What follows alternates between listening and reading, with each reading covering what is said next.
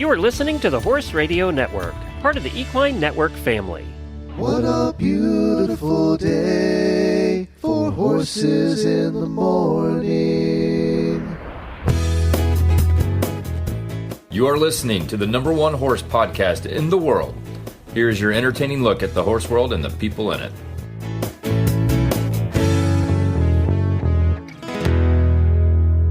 I'm Megan Arsman, Marketing and Communications Specialist with the American Horse Council. And I'm Julie Broadway, President at the American Horse Council. And you're listening to the special monthly American Horse Council episode of Horses in the Morning on Horse Radio Network. Good morning, Horse World. It's time to hear from the American Horse Council in this monthly episode of Horses in the Morning. Well, hi guys, Glenn here, and I just want to welcome you to my show. I'm so excited because the American Horse Council is going to be doing once a month. You guys are going to be, the first Tuesday of every month. And, I know Julie and we've talked about this for years and years and years. And now it's finally getting done. So welcome. I'm glad to have you both. We're excited about reaching this new audience and some folks that might not be familiar with the American Horse Council, letting them learn a little bit about some of the legislative, regulatory, and other industry initiatives we do, and then also some of the fun things that we do. Well, and it is important because all that regulatory stuff, every horse owner is affected by it in one way or another eventually, right? So, exactly. Whether we realize it or not, and we might not be aware of what's going on, but we learn about it later. Julie, there was one, I saw this the other day too.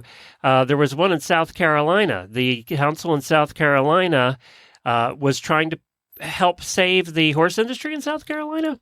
That's right. They're trying to create sort of what I call an incentive grant program there that would funnel some more money into the horse industry in South Carolina. They both got rejected and the council threw them out. So, so there you go.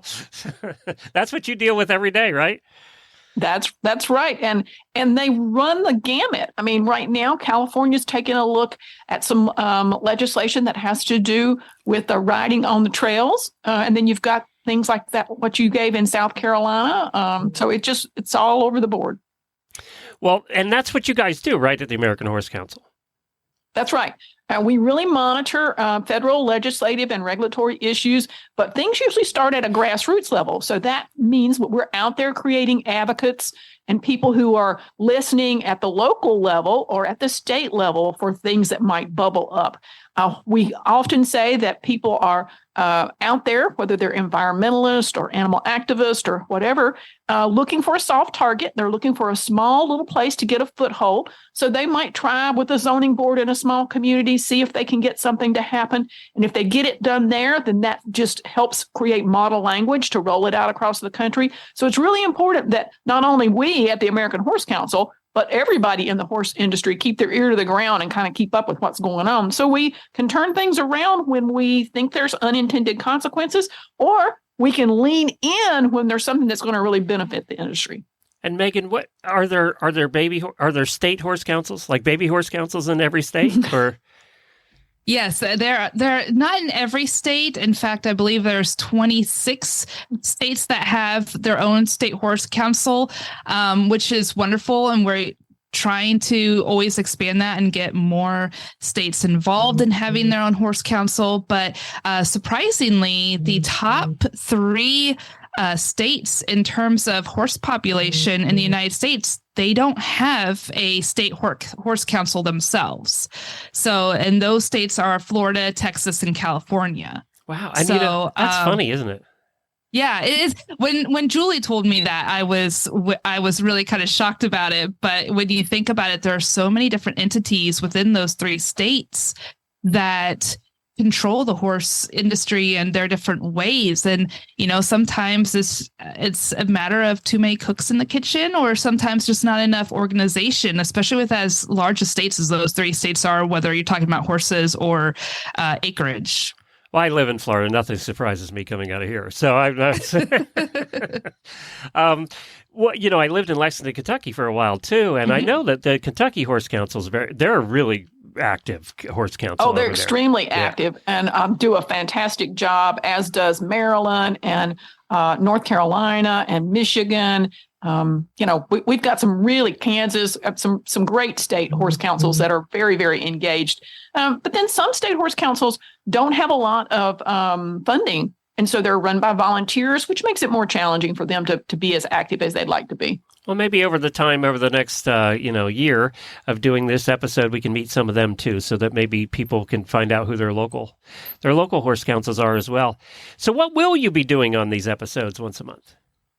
Well, we've been brainstorming all different ideas for guest speakers that we'd like to introduce your audience to. And then we're also going to give you an update on some of the federal and legislative, regulatory things that we're working on. And we've got a number of industry initiatives that benefit everyone that we'll be talking a little bit about. And we'll take suggestions from your audience. If they have things they want to hear about, we're always happy to talk about those. And Julie, you came from, I didn't know you at first from American Horse Council. I know you from the Arabian Association, right? No? Nope.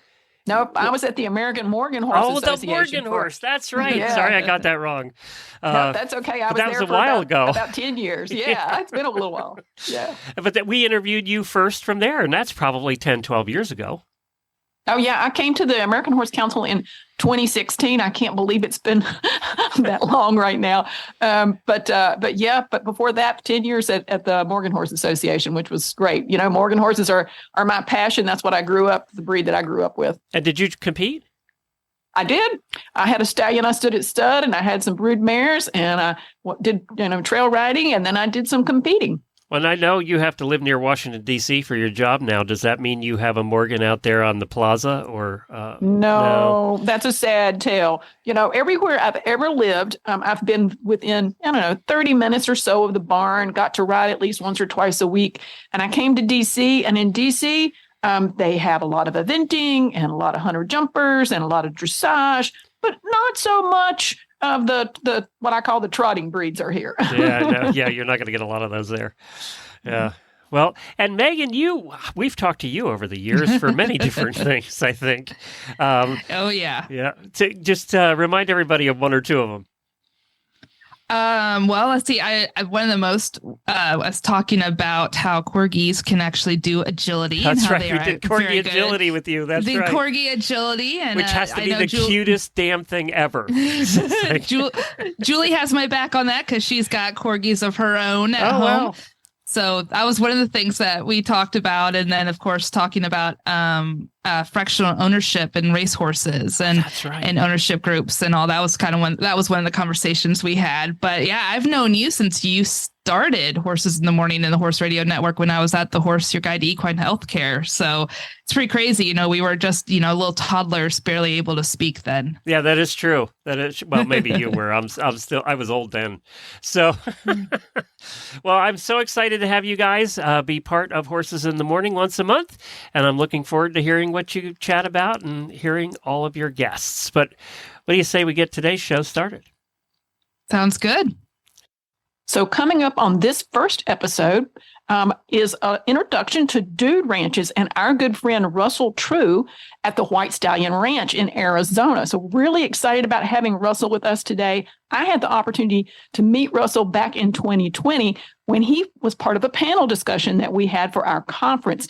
And it was fascinating to learn all about the world of dude ranches. And as most of your listeners know, we're always looking for new ways to introduce people to horses, and a dude ranch experience is a great opportunity. So let me tell you a little bit about Russell. He, along with his brother Michael and their families, own the White Stallion Ranch in Tucson, Arizona. And under their management, that destination is consistently recognized as an award-winning property, both locally, nationally, and internationally. The ranch has won numerous awards, including being named a TripAdvisor Traveler's Choice for 4 straight years. USA Today's 10 best summer vacations in the U.S. for families, and being ranked number 1 on TripAdvisor's hotels in Tucson for 9 consecutive years. So they have a deep, rich, robust history in running dude ranches. So Russell, start me off. For those that are not initiated, what are dude ranches and why are they called dude ranches? Well, a dude ranch is anything from a purpose-built place, almost always in a beautiful spot, right? That's, whether it's Montana and all those beautiful mountains and the streams and meadows and all that we think of Montana, Wyoming, Colorado, Idaho, or Arizona with our stunning saguaro cactus and the rugged mountains and the backdrop that I can look up over the computer and see right now. So they're in beautiful spots. Often they started out as cattle ranches that began to take on guests who began to be called dudes, and I'll come back to that in a minute. But essentially, they're being on a ranch, whether it's really designed just for tourism or often it's a cattle ranch that brings in tourists. And either way, they get to experience horseback riding. They get to experience beautiful country. There's no better way to get out and see that country than on the back of a horse. You're not watching where your feet land or, you've got a little elevation. So it's the best way to see beautiful country. And a lot of dude ranches have added everything from spas to e-bikes to rock climbing to shooting to, cooking classes. And some of these ranches are very upscale. But the one thing that I think dude ranches, and I'm a big fan of the Dude Ranchers Association, I think that they've got it right when they talk about the 6 H's: horses, hats, hospitality, heritage, heart, honesty. And that's the core that we all share. Back to dudes, long answer. Lots of explanations. You can go online and find them. Howard Eaton said, Howard Eaton was the original dude rancher at Eaton's Ranch, originally called Custer Trail in the Dakota Territory, 1890s. And he said, they all came out duded up. I just started calling them dudes. Oh, I love that. That's a great explanation. So that's the explanation I like. So it's the one I go with. Now, Russell, remind me, you and your family own more than one dude ranch, I think. Well, my wife and I and partners, led by our managing partner, Jay Wells, we also own 3 other ranches in Arizona, one in Montana, and operate one for the Forest Service in Montana. So Tombstone Monument Ranch, Rancho de la Osa on the border with Mexico, Kale Bar, Wickenburg, Arizona, Circle Bar, Central Montana, and OTO, just outside the Gardner entrance to Yellowstone. It was Montana's first dude ranch. It's owned by the Forest Service, and we operated under an agreement with them with the intent to rehabilitate and restore that they haven't already restored. Oh, that's really cool. That sounds really exciting. So the partnership you have with the Forest Service, guys are helping to replant and take care of the land around it. Well, that's their area of expertise. What they recognize that only crazy people should do it anyway. What they know is that they're not operators of dude ranches. And so they have this amazing facility in this spectacular location, 11 miles out of the Gardner entrance, hasn't taken guests for 83 years until we brought guests back there last summer. We'll be there again this summer. So we're just the operational entity that cooks, cleans, takes rides, cleans up the mess that nature brings inside after a long closure. Forest Service has done a really beautiful job of working hard to keep this facility going, but it needs a job. And so we gave it one on their request. Oh, that's really cool.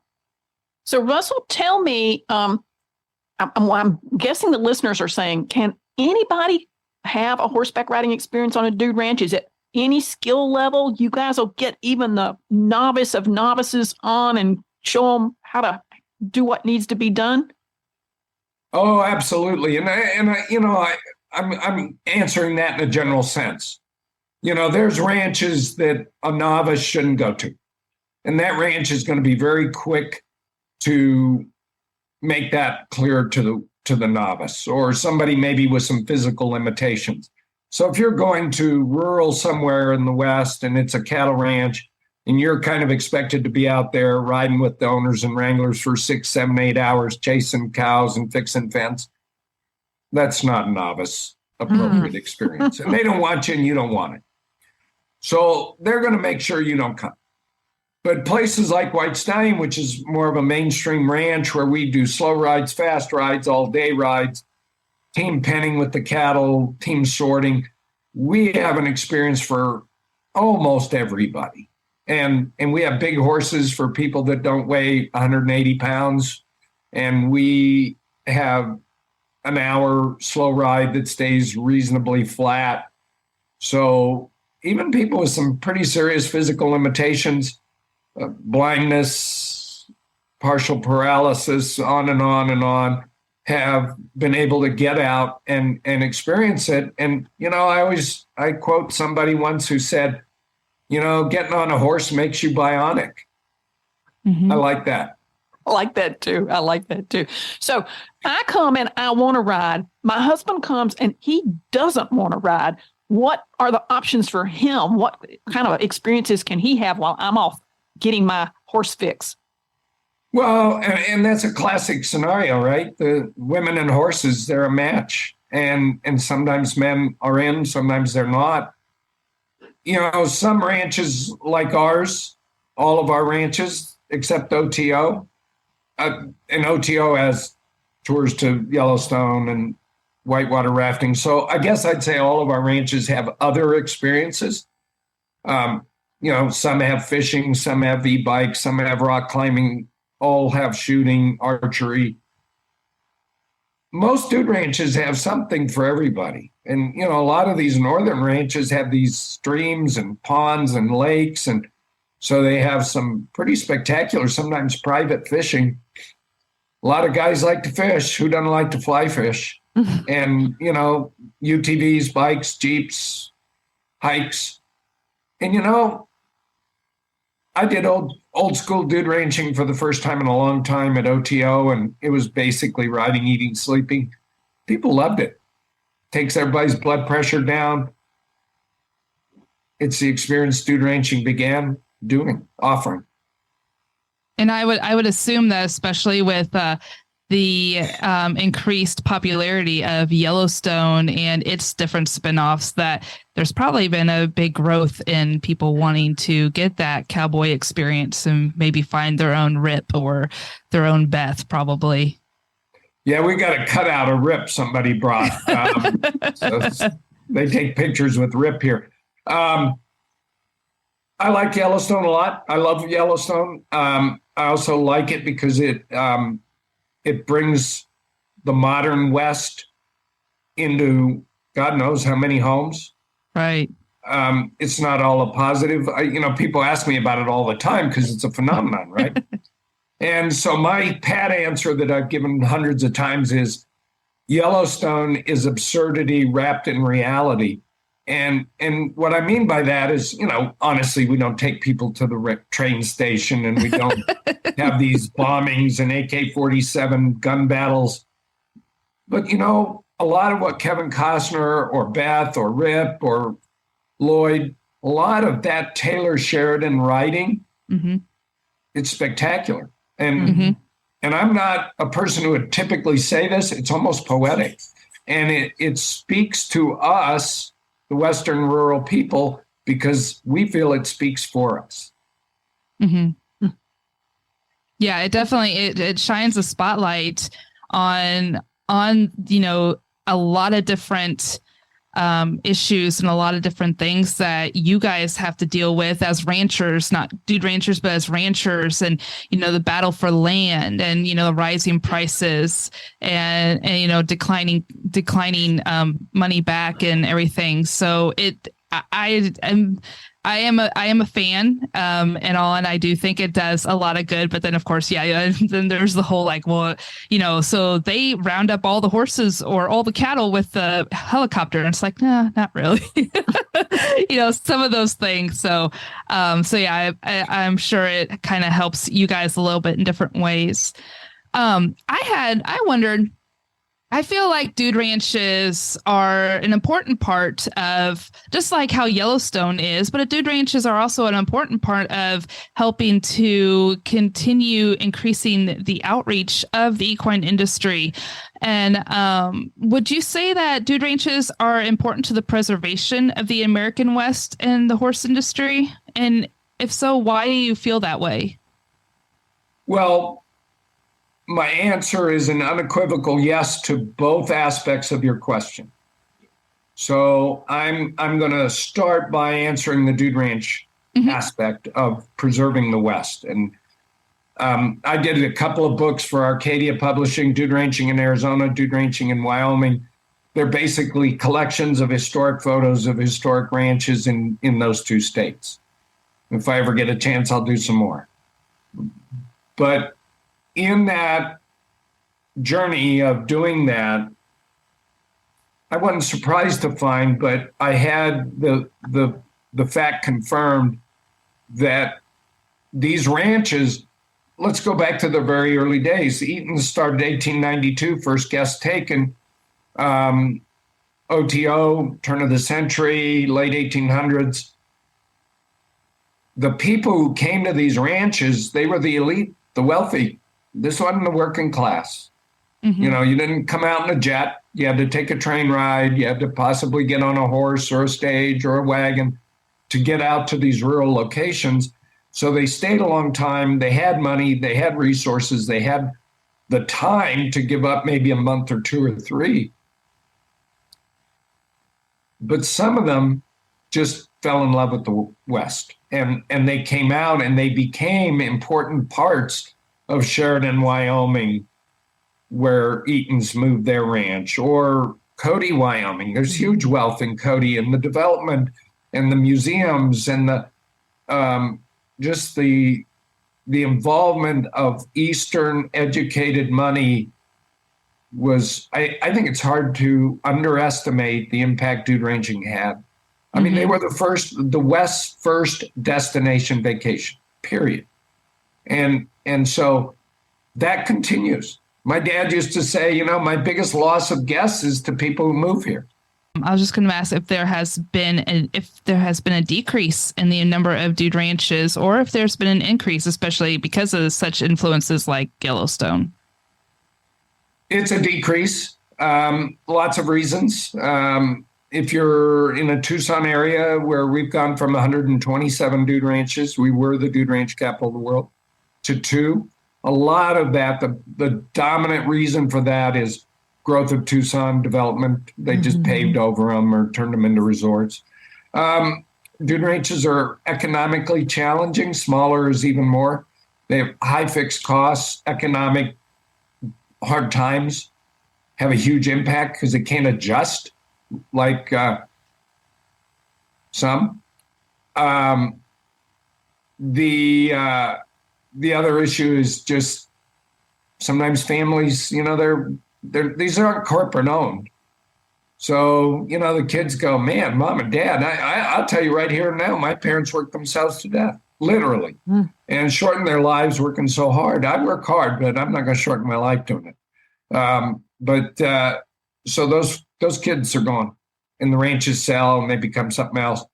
And, you know, there's a lot of real estate value. You mentioned it in Yellowstone, and sometimes a dude ranch that can justify a $2 million value, private owner will buy it for $10 million. Poof, it's gone. The other half of your question, to answer really quickly, is we had the Equine Horse Magazine publication group here years and years ago, and they loved us. They hadn't been to a dude ranch before because they said, you guys are the best introduction to horse ownership and horse enthusiasm we can imagine. And I agree.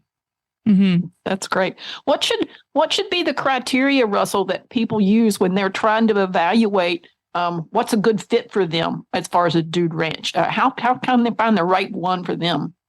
Well, it used to be they had to look at brochures, and it was maybe a combination. You know, I go back far enough that, you know, it might be half a page and you have to figure it out from that. Websites, go to the website, do a little directory search, go to the Dude Ranchers Association, Dude Ranchers Association, it's a long, involved process to be a member. So if you find one of those, you're on the right track. But then go to the website, do your research. If you're not sure, make a call. The Dude Ranches, they don't want you to come if they're the wrong ranch. They're honest, they're direct, sometimes to a fault, and they'll help you find the right ranch, even if it's not theirs. Oh, that's great. Well, I can definitely confirm the American Dude Ranch Association is a great group of folks. You can go to their website, check out a lot of the suggestions and ideas they have there. So check that out, folks. DudeRanches.org. O-R-G. But I interviewed you once before, Russell. I think you told me, speaking of how people find a good dude ranch, that you have generations of families that come again and again and again. And so word of mouth, I bet, plays a big role. And that's for any good dude ranch. And dude ranches run 30 to 60, worth 60, 65% repeat business on an annual basis. Last week was kind of a fun week for me, particularly because we had 4 separate families, multi-generation, 3 generations, all 4 families. Some of those families, one of those families had come here over 50 years. They were now bringing back the grandkids. It was a coincidence. They were all here at the same time. I knew the second generation because they were younger than me, but I watched them grow up, and now they're back with their kids. And, of course, I knew their parents, and now they're older than me. And we have such shared experiences for 30 to 50 years in those four families' cases. That's classic dude ranching. That's not unique to us. Great. That's awesome. I know my mother used to go to a ranch somewhere in Colorado when she was growing up, and I wish we could have gone with her to see it at one point. But we're going to take a quick break, and we'll come back with Russell True to talk a little bit more about White Stallion and the rest of his ranches. It's time. The 2023 Equine Economic Impact Study is now live. Help the horse industry by doing your part in participating. Help fight for green space and public lands. Help pinpoint areas of growth in the industry to foster while identifying the gaps that need attention. Help strengthen and protect America's horse industry for years to come. Participate now in the 2023 American Horse Council's Economic Impact Study through September 29th. We're back with the American Horse Council edition of the Horses in the Morning Horse Radio Network podcast. I'm Megan Arsman with the American Horse Council with Julie Broadway. And we have with us Russell True, who is the owner and manager of White Stallion Ranch and a number of other properties. And Russell, if you could just tell us a little bit about White Stallion Ranch and your other properties that you have and what different amenities you guys offer. And then we just kind of want to get to know a little bit, hear some fun stories that you might have from having the dude ranches. Well, I guess I'm lucky. I always think I'm lucky. Our parents bought White Stallion when I was 5, and it's a long story, but the short version is it was a spontaneous decision of my father to move to Tucson. He was tired of snow and cold. And so he decided he wants to buy White Stallion. My mother said, no, bad idea. And finally, as she quoted the rest of her life, she said, if I can look at those mountains every morning when I wake up, I'll let you throw our lives away. And and we laughed, but he wasn't, because he knew she wasn't joking. She didn't really have a sense of humor. So I live in the house. I'm sitting in the office that they occupied for years, and there's glass all the way across, floor to ceiling, so they could look at Panther and Safford Peaks. And this is where my mother sat on her manual typewriter responding to inquiries for years and years and years. So White Stallion was a traditional dude ranch. It grew from 200 acres to 3,000. We're next to the national park, 2 miles of common fence. We've renovated our rooms to where we think they're pretty darn nice without losing that ranch style. we have a full spa now. We have mountain biking, e-biking, fat tire e-biking. We have rock climbing on a real mountain, biggest private rock climbing destination in America, shooting in a wide variety, archery, jeeps, all kinds of stuff. Everything from tamale making to evening entertainment. We have something from line dancing to cowboy singer to critter show to Wild West show every night. We're on without being a resort, we're on the more diverse, more upscale side of dude ranching. Certainly some ranches that are far more plush than ours. Tombstone is just outside Tombstone, looks like Tombstone. It's an 1880s cattle ranch with some newish buildings for guests, all in an Old West motif, still looking at the root cellar and the escape tunnel from the Apaches. And we have UTV rides, guns, shooting, archery, and great riding through the historic hills of Tombstone. Rancho de los on the border with Mexico is the most historic place in Arizona, according to me. 3 presidents, historic ancient Indian Hohokam site, oldest building in Arizona, 300 years old, of European origin. Movies, books, it's amazing. We also have shooting, UTVs, archery there. And then KL Bar is the oldest continually operating dude ranch in Wickerburg. Just a really boutique feel, all adobe. Val Kilmer grew up there as a kid. His mother owned it. That's cool. So we've got the Val Kilmer room. And we have all the activities there too. And it really has, it has a main room that I think is just the most charming in dude ranching. Circle Bar in Montana, traditional Montana ranch, mile of trout stream, big meadows, big views, pine trees, cottonwood trees, all those fun activities, plus some good fishing. OTO, old school dude ranching. Go to Montana's original ranch and go see Yellowstone and do a whitewater trip and a spa trip there. And just very historic. You feel the history when you're there. So that's dude ranching. You asked for a quick story and you said something about celebrities. Tell you a quick Tom Hanks story. He was a guest here and it was hiatus while he was filming Castaway. Had the hair, had the beard. And true story, he couldn't ride. It was in his contract. So he biked, more dangerous, and jogged a lot. So he's out jogging at the very back end of our ranch, right next to the national park, runs into 2 of our other guests out hiking. And he stops and he says, guys, I'm lost. I've got this map. I don't know where I am. Could you show me where to go? I want to go here and then back to, yeah, we know the ranch. We'll show you. So they show him, he's content. He jogs away. And the husband says to the wife, hey, Stacy, you know who that was? She goes, I have no idea, but he looks just like Forrest Gump.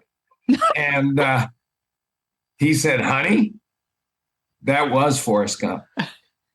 And she's been back since. And she says, Russell, I've told that story 10,000 times. But I'll tell you, anybody's interested in Tom Hanks, he was here a week. He's exactly as you would expect. Just Did he have Wilson with him? Sorry? Did he have Wilson with him? He didn't. Dang. Wilson was probably being very carefully taken care of in Fiji where they shot it. But he was such a nice guy. He was just what he was supposed to be. That's great. That's great. Well, Russell, thanks so much for your time today. And we hope that people will take away from this some of the great opportunities that are out there. Get outside, enjoy that experience at a dude ranch, and look them up online and find a good spot to go vacation at. Well, it's all on the web, trueranchcollection.com, whitestallion.com, and always include duderanches.org. Remember that, O-R-G. Hey, so Megan, that was a lot of fun talking to Russell. I've never been to a dude ranch, and I can only say I've had one trail riding experience on vacation with some family, and none of them were riders. And they got the best horses because they were really bomb-proof. And they looked at me and said, "Oh, you know how to ride." And of course, they put me on the one that had a whole lot of spunk to it. So I would love to go to a dude ranch and have some nice, relaxing experience on a horse and get a spa and, the whole feel of the thing. I know. Same here. I've never been to one. My mom said growing up, they went a lot to one ranch in Colorado, and she would always share stories. I wish I could ask her what ranch it was, but it's always kind of been on my bucket list to do something like that. And I think, after a day of riding on the ranch and, on the trails and, sitting in that Western saddle for, 4 or 5, maybe even 8 hours, I think you need the spa afterwards. I think that would be the perfect mix of everything, for my techie cityfied husband, and then me and my horse obsessed daughter I think that would be just perfect for us. I have a couple of male friends that are members of the Roundup Riders, and they do an annual ride through, I think, Colorado. And they carry their entire entourage with them. So they have a chuck wagon, they have entertainment every night. The bar rolls with them, the whole thing. It's a great sounding experience. And when they first described it to me, I thought they were out there roughing it. And then he starts telling me about all the amenities. And I said, "Do they have one of these for women?" And he said, "No." I said, "Let's create one, because I could get a lot of gals that would be more than happy to do that." There we go. I think we could, that will be our next business venture. I think that would work perfectly. Well, glamping on the ranch. There you go. Well, I'm going to segue into a couple of things that I thought listeners might be interested in, sort of related to trail riding and dude ranches. And that's in Washington, D.C. Last year, the Great American Outdoors Act was passed. That was a piece of legislation that was designed to help bring greater funding to maintain trails and improve trail amenities and trail heads and all the things that happen in the National Forest Service and the Park Service. And this year, we also have a complementary act that's going through called America's Outdoor Recreation Act. Again, it's all about bringing things out into the rural communities, getting out there, making it accessible for all kinds of users, whether it's equestrians or bikers or hikers or any of those folks that are out there using the trails. And so we're really excited about both of these. We've partnered with the Outdoor Recreation Roundtable, which is a coalition of outdoor recreation sports. So if you hunt, fish, boat, bike, snowmobiles, whatever it happens to be, they're part of that coalition. And we've been really busy up on the Hill trying to get this thing passed. And because there was so much pent-up demand for getting out on the trails during the pandemic, the whole recreation sector is really flourishing right now. A lot of attention is being given to the outdoor recreation sector because we really want to build up those amenities and keep people out there and keep them out there being physically fit and using the trails and enjoying the great outdoors. Yeah, definitely. And it's important, for so many reasons, whether it be your mental health and your physical health, and and a great way to kind of get out there and learn a little bit more about your environment and keeping things going. I know during the pandemic, we have a walking trail right behind our house, and it was totally packed. And you saw people out at the parks and hiking, even some that never had gone before. So this is definitely something that is much needed and very timely. And hopefully everything goes through smoothly, and we get the funding exactly where we need it to be. Well, I can honestly say that the outdoor recreation trail riders are the largest segment of the entire equine industry. And we divide the equine industry into racing, competing and showing, recreational trail riding, and then what we call working horses. And recreational trail riding is the largest sector. Therefore, we get a lot of attention to providing those kinds of amenities and those kinds of resources for our recreational riders. So we talked earlier a little bit about all kinds of things we keep our ear to the ground on at the American Horse Council. Some of that is at the local or the state level. So we're looking at zoning issues or challenges like that, or pieces of legislation that are going on in states. Great example is in California. We've been really working hard with the Professional Rodeo Cowboy Association and some other Western sports to overturn plans to ban rodeos in Alameda County. We were really successful, thank goodness, in Alameda County, and now there's a movement in Los Angeles, and so we've been working on it there. This particular piece of state legislation not only would ban rodeos, but it would ban a number of pieces of equipment that are used by equestrian, and the one I usually like to highlight is spurs. So what it said in this language was any use of spurs would be prohibited. And we think that that's a really impactful thing, regardless of what your discipline is. If you're a dressage rider or you're a jumper or whatever you do with your horse, you're going to probably wear a pair of spurs. And so we really had to do a lot of education campaigns around those communities to get people to understand. I tell people all the time that the average American has not had the same agricultural experience or grown up around horses. And so they just don't understand the nuances of this. So we spend a lot of time talking about that. I mentioned earlier another piece of legislation, this one again in California, where they're talking about asking trail riders to dismount from their horse, pick up their horse poop and dispose of it, and then remount and continue riding on the trail. Well, I don't think a whole lot of trail riders want to go through that.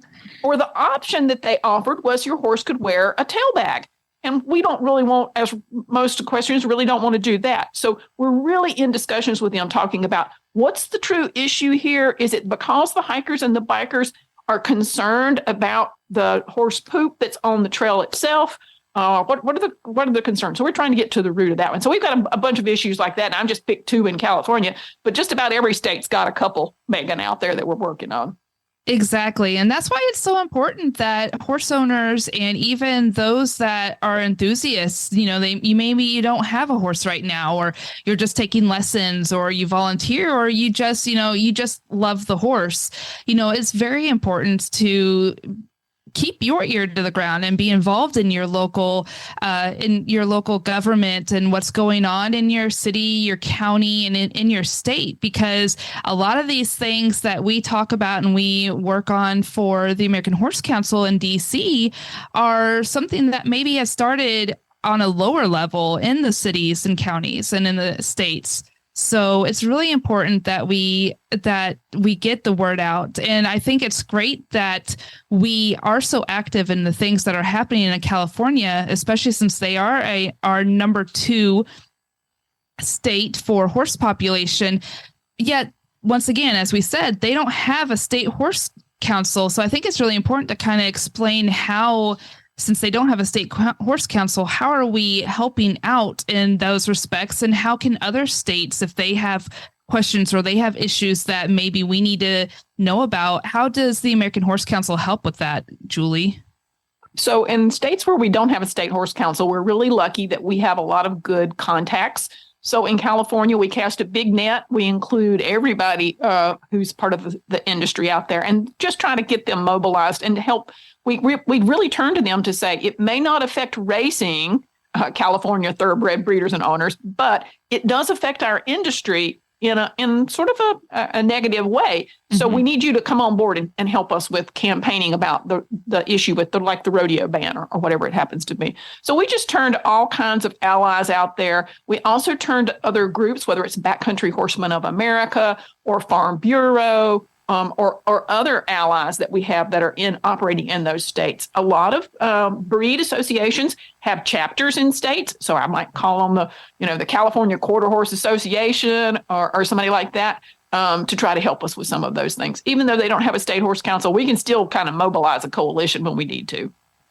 Exactly. And that's what we need. We need boots on the ground, whether they're field boots, cowboy boots, or just your muck boots. So, anybody can become a member of the American Horse Council, whether you are a single person or you are a group. And we encourage you to check out the website horsecouncil.org to learn more.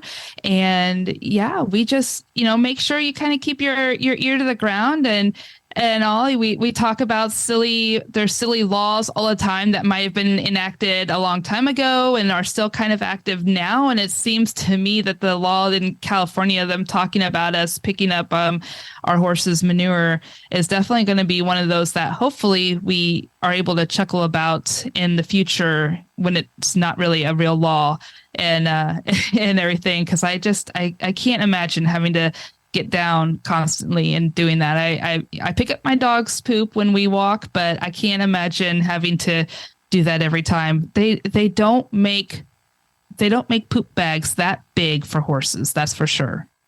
So thank you for joining us for our first episode. We hope you've really enjoyed this. We're looking forward to sharing some more stories with you about people that are in the horse industry and what makes the horse industry so special. A couple of thoughts that we had, so not confirmed, but still kind of on our radar. We've been doing a big initiative at the American Horse Council for diversity, equity, and inclusion. So we'd really like to touch Compton cowboys and cowgirls of color and equestrians of color and get some of those kind of folks on with us. We'd like to have a panel discussion with some of our academia to talk a little bit about what's going on at the university level.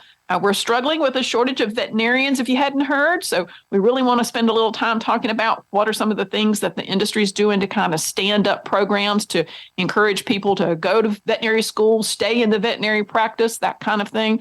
And I've just got a laundry list of ideas that we've brainstormed of things that we could throw out there that we think are interesting. But again, as I said in the opening of this, be sure to send us your suggestions and we'll see what we can do to get in some of these other stories that you guys might be interested in hearing about. Definitely. We want to share as many different ways that you can contribute to supporting our beloved animal and the industry that we are all a part of. You can check out more information about the American Horse Council on our website at horsecouncil.org or on social media. Just search for American Horse Council. You can also subscribe to the Horses in the Morning on any podcast player and find all the shows on the Horse Radio Network at horseradionetwork.com. And as we like to say at the American Horse Council, #here for horses. See you next time. Thank you.